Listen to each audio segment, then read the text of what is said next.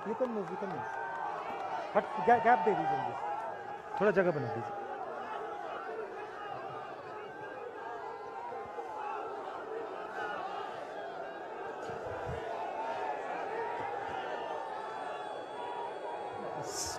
Stage पे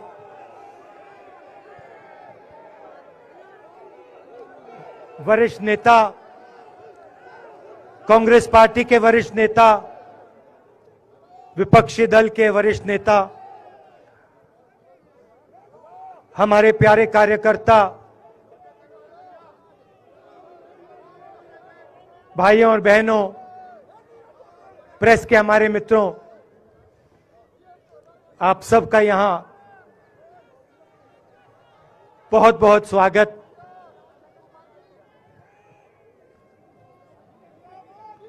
आप आज यहां बर्फ में खड़े हैं, मगर आप में से किसी को सर्दी नहीं लग रही है। आप बारिश में खड़े हुए, कोई भीगा नहीं। गर्मी में आपको गर्मी नहीं लगी, सर्दी में आपको सर्दी नहीं लग रही है, क्योंकि देश की शक्ति आपके साथ है।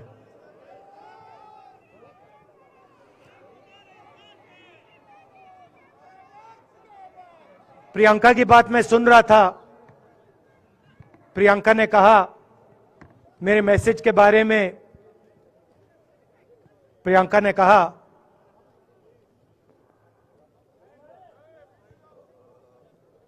नॉर्मली होता नहीं है, मगर मेरे आंख में आंसू आए,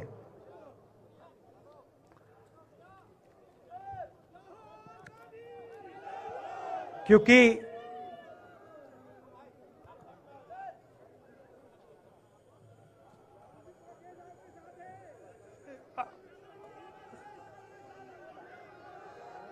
मैं कन्याकुमारी से चला, शुरुआत की और पूरे देश में हम पैदल चले। मैं सच बताऊं, आपको अजीब लगेगा, मगर मैं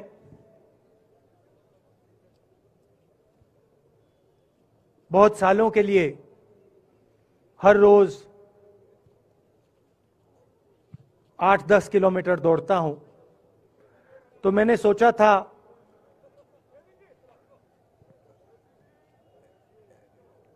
देश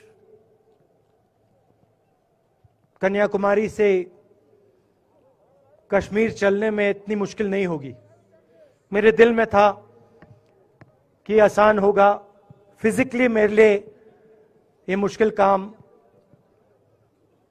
मैंने सोचा था मुश्किल काम नहीं होगा। शायद मैं काफी वर्जिश करता हूं, थोड़ा सा अहंकार आ गया, जैसे आ जाता है,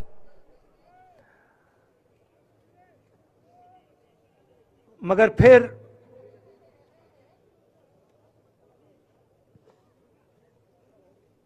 बात बदल गई। जब मैं छोटा था,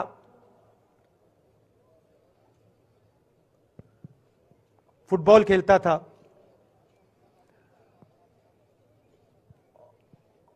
और कॉलेज में जब मैं फुटबॉल खेल रहा था, एक बार मुझे बहुत जोरों से घुटने में इंजरी हुई थी।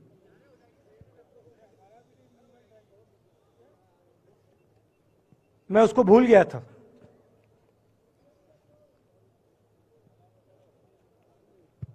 घुटने में दर्द नहीं होता था, भूल गया था उसको,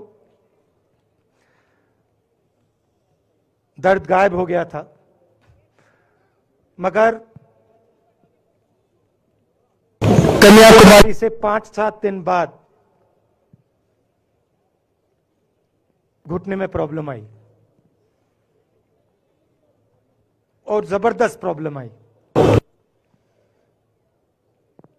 पूरा अहंकार उतर गया और मैं सोचने लगा क्या मैं ये जो 3,500 किलोमीटर हैं, क्या मैं इनको चल पाऊंगा या नहीं। तो जो मैंने सोचा था आसान काम होगा, वो काफी मुश्किल हो गया। मगर फिर मैंने किसी ना किसी तरीके से ये काम पूरा कर दिया। बहुत कुछ सीखने को मिला, बहुत कुछ सीखने को मिला।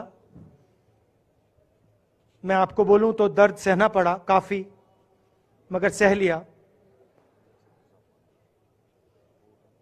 रास्ते में एक दिन मुझे दर्द हो रहा था,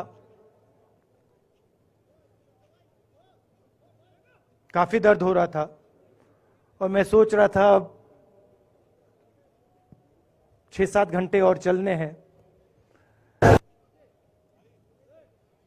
और उस दिन मुझे लग रहा था कि आज मुश्किल है। और एक छोटी सी बच्ची आई, दौड़ती हुई आई मेरे पास, और मुझे कहती है कि मैंने तुम्हारे लिए कुछ लिखा है,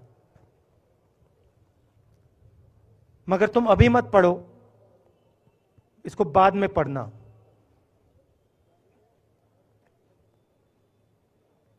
और फिर वो मुझे गले लग के भाग गई। फिर मैंने सोचा अब पढ़ता हूं क्या लिखा है।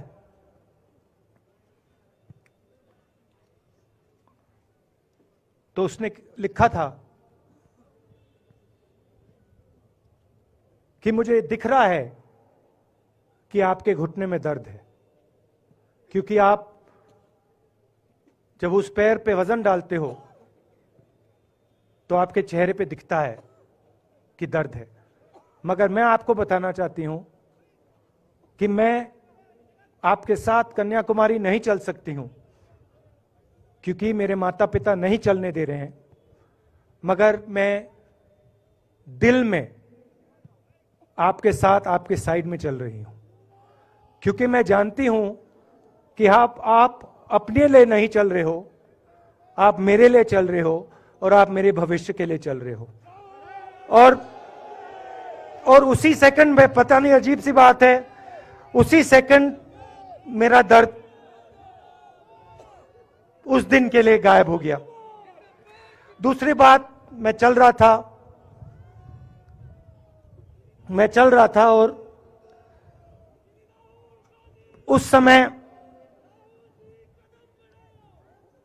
उसी समय वहां पे थोड़ी सर्दी बढ़ रही थी।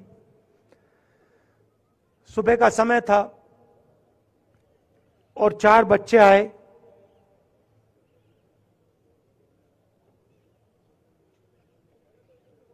पता नहीं कहना चाहिए या नहीं।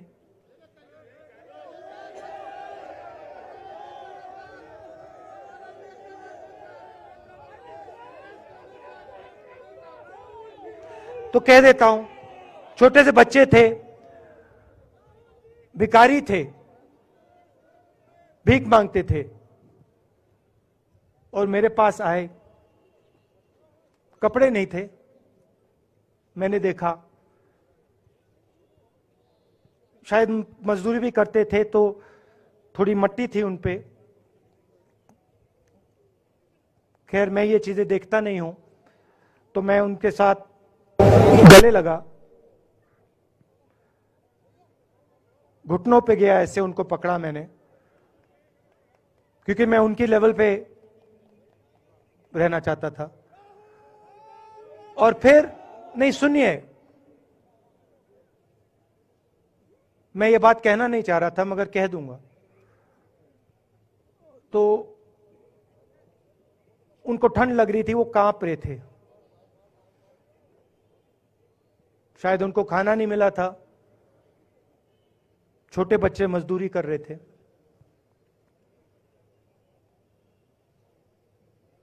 तो मैंने सोचा कि अब अगर ये स्वेटर नहीं पहनते हैं, अगर ये जैकेट नहीं पहन रहे हैं, तो मुझे भी नहीं पहनना चाहिए। मगर मैं झिझका क्यों आपको बताना चाहता हूं, मैं झिझका क्यों आपको बताना चाहता हूं। जब मैंने ये खत्म किया, मैं चल रहा था, तो हमारे साथ एक व्यक्ति थे, उन्होंने मेरे कान में बोला, राहुल जी ये बच्चे गंदे हैं, इनके पास आपको ऐसे जाना नहीं चाहिए। तो मैंने उनसे कहा, वो आपसे और मुझसे दोनों से साफ हैं।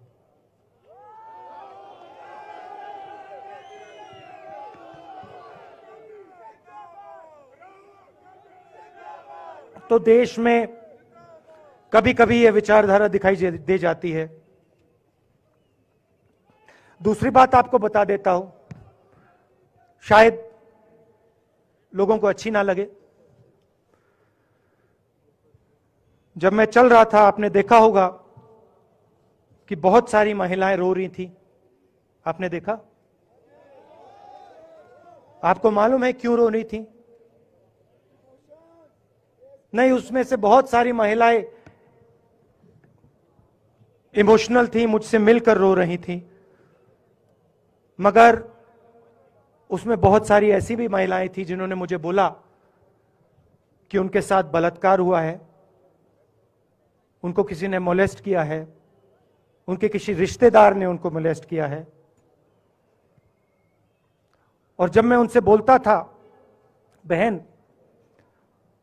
मैं पुलिस को बताऊं, तो मुझे कहती थी, राहुल जी पुलिस को मत बताइए, हम चाहते हैं कि आपको यह बात मालूम हो, मगर पुलिस को मत बताइए, हमारा और भी नुकसान हो जाएगा। तो ये हमारी देश की सच्चाई है।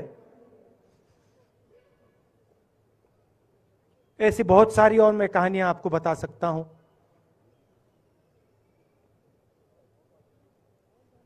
तो फिर मैं कश्मीर की ओर आ रहा था और मैं सोच रहा था कि इसी रास्ते पे मैं नीचे से ऊपर जा रहा हूं। मैं सोच रहा था कि इसी रास्ते से सालों पहले मेरे रिश्तेदार नीचे से ऊपर आए, सॉरी ऊपर से नीचे आए, कश्मीर से इलाहाबाद गंगा की ओर गए। और मुझे ऐसा लग रहा था कि मैं वापस अपने घर जा रहा हूं।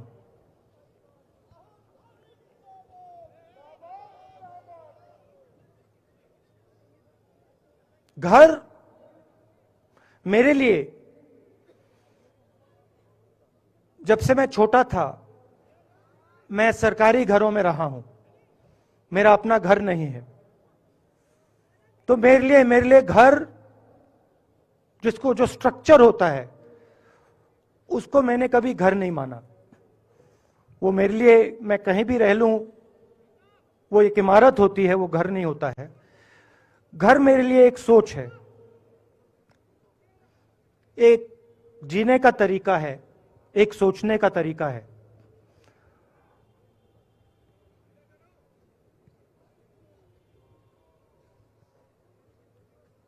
और यहां पे जिस चीज को आप कश्मीरियत कहते हो, उसको मैं अपना घर मानता हूं। अब ये कश्मीरियत है क्या? ये जो शिव जी की सोच है एक तरफ, और थोड़ी सी गहराई में जाएंगे तो उसको शून्यता कहा जा सकता है। अपने आप पर, अपने अहंकार पर, अपने विचारों पर आक्रमण करना, और दूसरी तरफ इस्लाम में जिसको शून्यता यहां कहा जाता है, वहां फना कहा जाता है। सोच वही है। इस्लाम में फना का मतलब अपने ऊपर आक्रमण, अपनी सोच पर आक्रमण। जो हम अपना किला बना देते हैं कि मैं ये हूं, मेरे पास ये है, मेरे पास ये ज्ञान है, मेरे पास ये घर है, उसी किले पर आक्रमण करना, वही है शून्यता, वही है फना। और इस धरती पे ये दो जो विचारधाराएं हैं,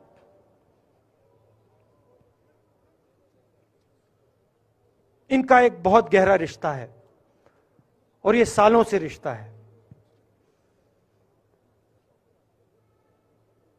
जिसको हम कश्मीरियत कहते हैं।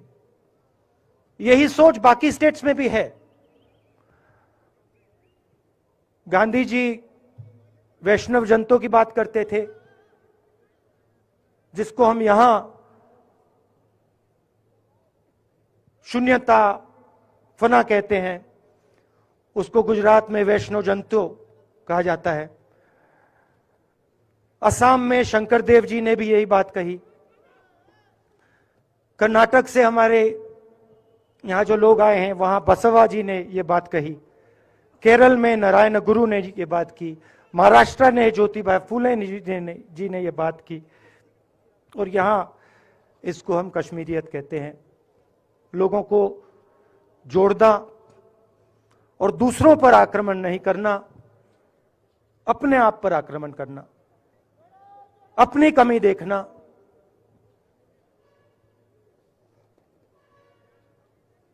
मैंने आपको कहा कि मेरा परिवार कश्मीर से गंगा की ओर गया था। इलाहाबाद संगम के बिल्कुल किनारे वहां पास में हमारा घर है।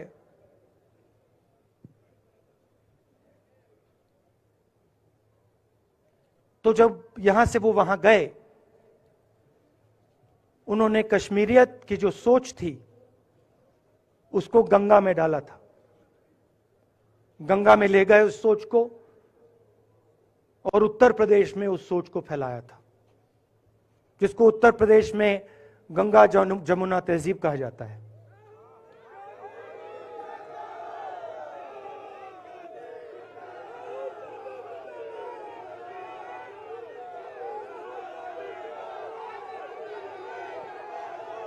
तो उन्होंने, मेरे परिवार ने छोटा सा काम, कोई बड़ा काम नहीं किया।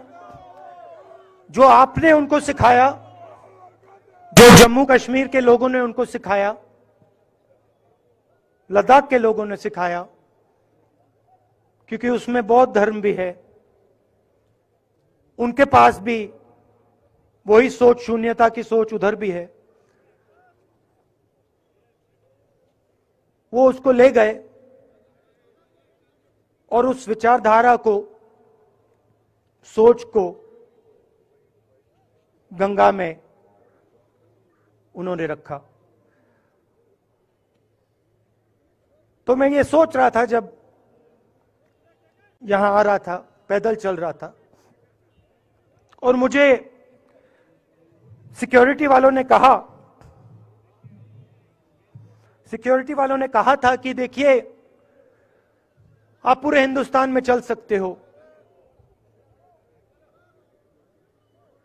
जम्मू में भी चल सकते हो, मगर आखिरी जो 4 दिन हैं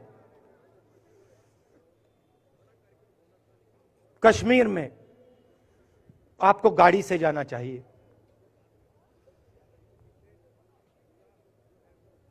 वेणुगोपाल जी ने मुझे कहा पहले, और जो ऑर्गेनाइज कर रहे थे उन्होंने कहा। 3-4 दिन पहले एडमिनिस्ट्रेशन ने कहा कि देखिए, शायद डराने के लिए कि देखिए अगर आप पैदल चलेंगे तो आपके ऊपर ग्रेनेड फेंका जाएगा। तो मैंने सोचा, नहीं सुनिए, मैंने सोचा कि ऐसे करते हैं, मैं अपने घर वापस जा रहा हूं, 4 दिन पैदल चलूंगा, अपने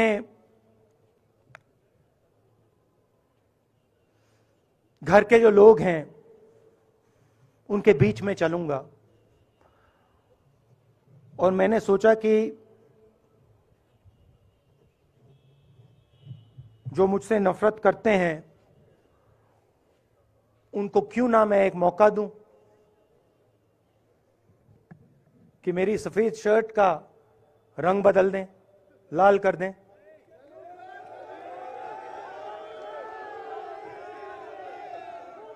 क्योंकि मेरे परिवार ने मुझे सिखाया है, गांधी जी ने मुझे सिखाया है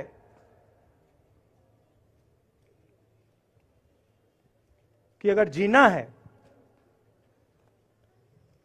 तो डरे बिना जीना है, नहीं तो जीना नहीं है। तो मैंने मौका दिया, मैंने कहा मैं 4 दिन चलूंगा, बदल दो टी शर्ट का रंग, लाल कर दो, देखी जाएगी। मगर जो मैंने सोचा था वही हुआ। जम्मू कश्मीर के लोगों ने मुझे हैंड ग्रेनेड नहीं दिया, अपने दिल खोलकर प्यार दिया, गले लगे।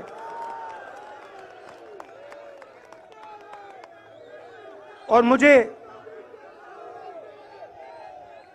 बहुत खुशी हुई कि उन सब ने मुझे अपना माना और प्यार से, बच्चों ने, बुजुर्गों ने आंसुओं से मेरा यहां स्वागत किया। मैं अब जम्मू कश्मीर के लोगों से और जो यहां हमारे सेना के लोग काम करते हैं, सीआरपीएफ के लोग काम करते हैं, उनको मैं कुछ कहना चाहता हूं। सबको, जम्मू कश्मीर के युवाओं को, बच्चों को, माताओं को, सबको, सीआरपीएफ के, बीएसएफ के, आर्मी के जवानों को, उनके परिवारों को, उनके बच्चों को मैं कहना चाहता हूं, देखिए मैं हिंसा को समझता हूं, मैंने हिंसा सही है, देखी है। जो हिंसा नहीं सहता है, जिसने हिंसा नहीं देखी है, उसे यह बात समझ नहीं आएगी। जैसे मोदी जी हैं, अमित शाह जी हैं, आरएसएस के लोग हैं, उन्होंने हिंसा नहीं देखी है।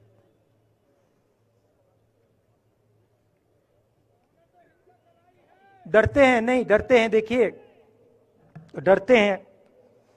यहां पे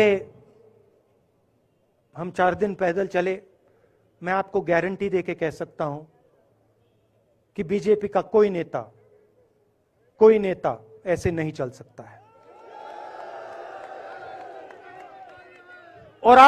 और इसलिए नहीं क्योंकि जम्मू कश्मीर के लोग, इसलिए नहीं क्योंकि जम्मू कश्मीर के लोग उनको चलने नहीं देंगे, इसलिए क्योंकि वो डरते हैं।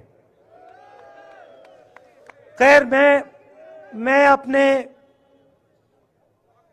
जम्मू कश्मीर के लोगों को, युवाओं को, बुजुर्गों को और आर्मी के लोगों को, सीआरपीएफ, बीएसएफ लोगों को थोड़ा सा बताना चाहता हूं।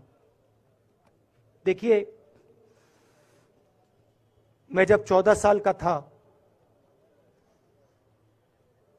स्कूल में था, सुबह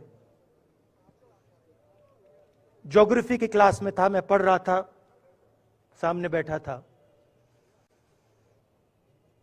और मेरी एक टीचर आई, अंदर आई और उसने कहा राहुल तुम्हें प्रिंसिपल बुला रहा है। मैं बदमाश था, बहुत बदमाश था जब छोटा था। बहन से पूछ सकते हो क्या क्या करता था मैं, अभी भी करता हूं।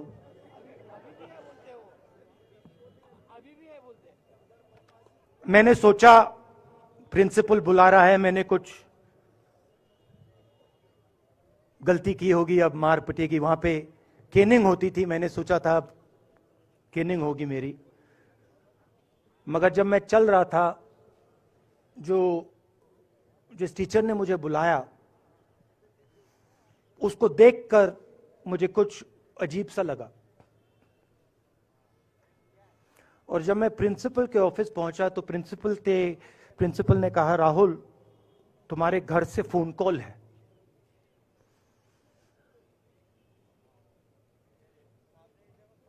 और जब मैंने उसके शब्द सुने मुझे पता लग गया कुछ गलत हो गया है।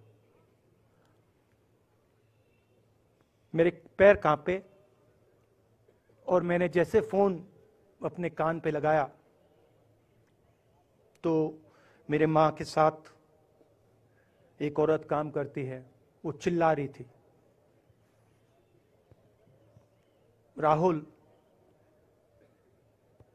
दादी को गोली मार दी, दादी को गोली मार दी, दादी को गोली मार दी। 14 साल का था।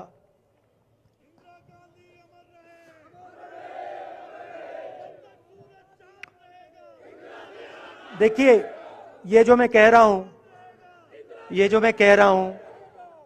जो मैं अभी कह रहा हूं, ये बात प्रधानमंत्री को नहीं समझ आएगी, ये बात अमित शाह जी को नहीं समझ आएगी, ये बात डोवल जी को भी नहीं समझ आएगी, मगर ये बात कश्मीर के लोगों को समझ आएगी, ये बात सीआरपीएफ के लोगों को समझ आएगी, ये बात आर्मी के लोगों को समझ आएगी, उनके परिवारों को समझ आएगी। तो उन्होंने मुझे कहा, नाम ओंगमू है उसका, उसने कहा दादी को गोली लग गई, दादी को गोली लग गई।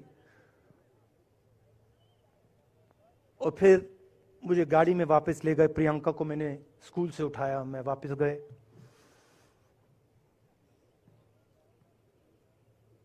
और फिर मैंने वो जगह देखी जहां मेरी दादी का खून था।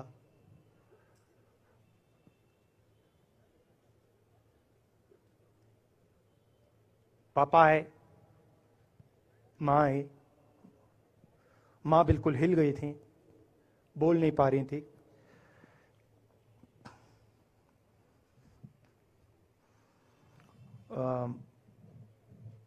हाँ,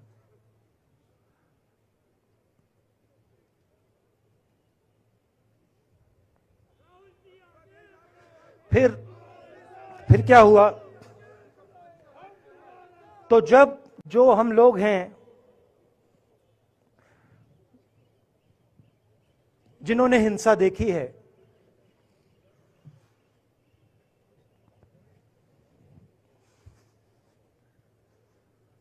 ये जो है ना, इसको हम बिल्कुल दूसरी तरीके से देखते हैं। ये आप सबके लिए टेलीफोन है, ये हमारे लिए सिर्फ टेलीफोन नहीं है।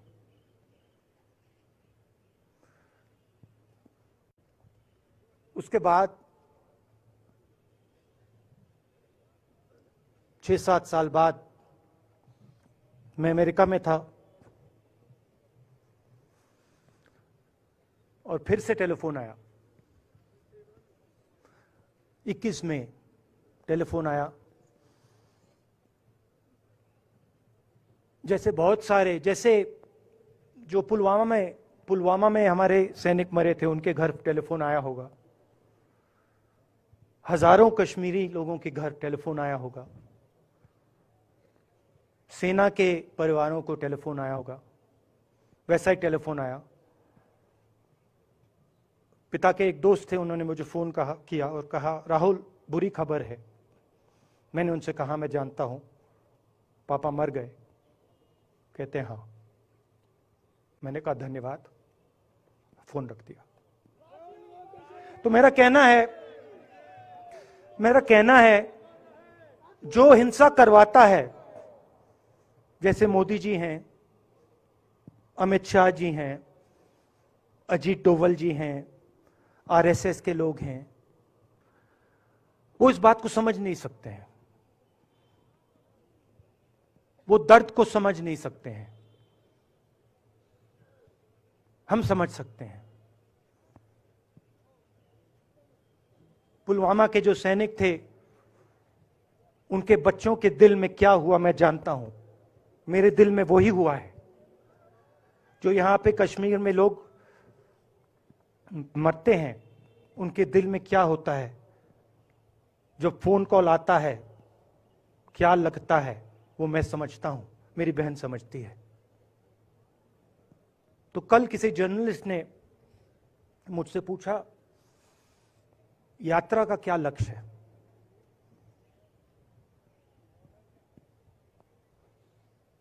कहा कि यात्रा क्या अचीव करना चाहती है, जम्मू कश्मीर में क्या अचीव करना चाहती है।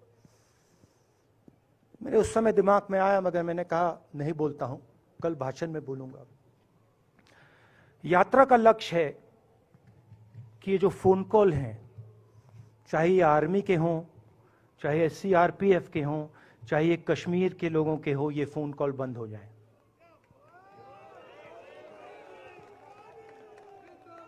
कि ये फोन कॉल किसी बच्चे को, किसी मां को, किसी बेटे को ना लेना पड़े।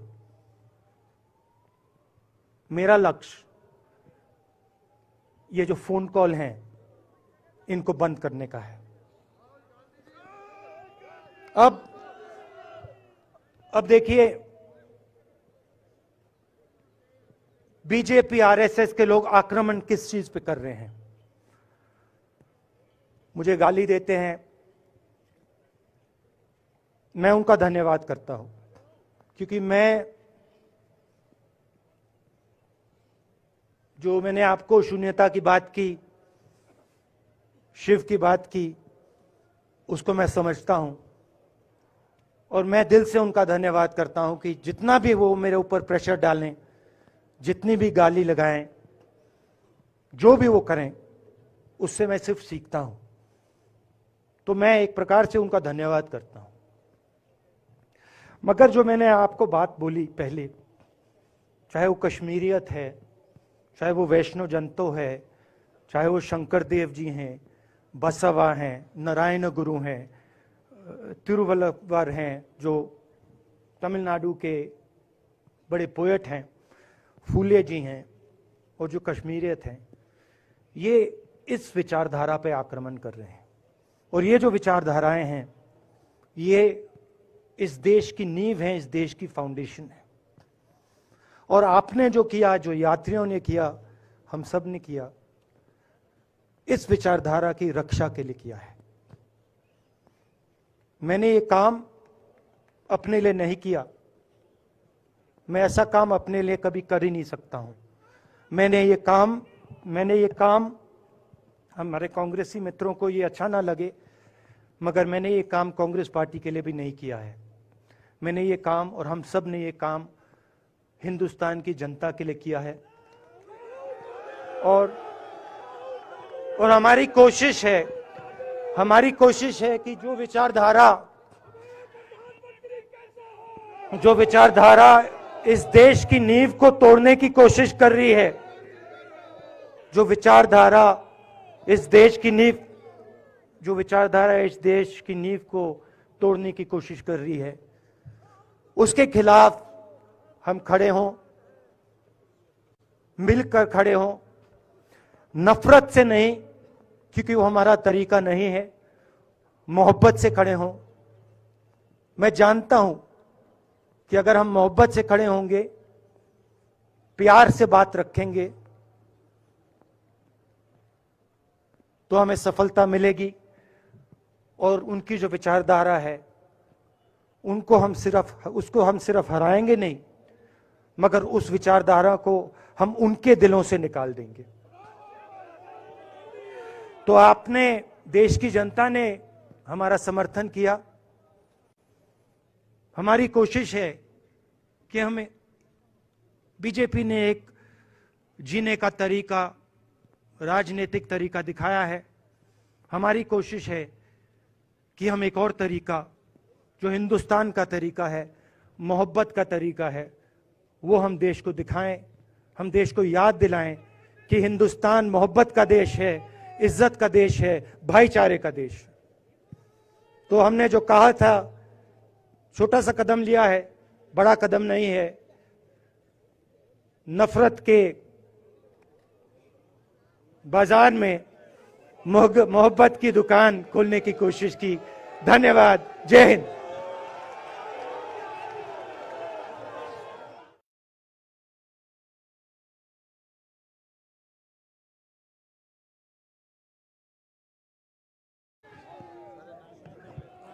हम राहुल गांधी जी को, उनके सारे नेशनल ये जो पदयात्री थे, और यहाँ पर आज के मौके पर जो हमारे मेहमान दूसरी पार्टियों से आए थे, उनके लीडरान आए थे, CWC के मेंबरान थे, member parliament, chief ministers, PCC presidents, और जो भी यहाँ आज मौजूद थे, उन सब को शुक्रिया करते हैं और अभी फंक्शन को समापन करते हैं।